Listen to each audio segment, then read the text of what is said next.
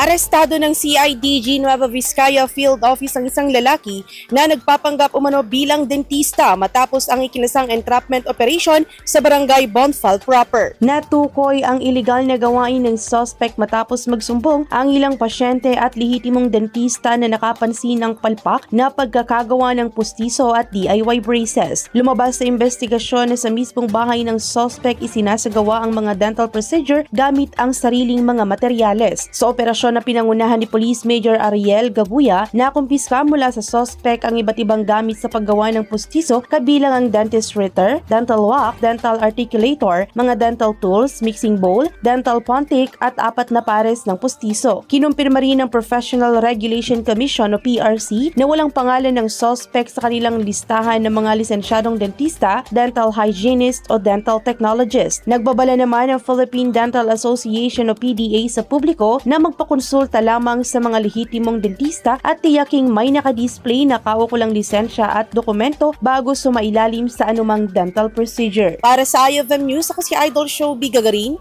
Idol! IFM News.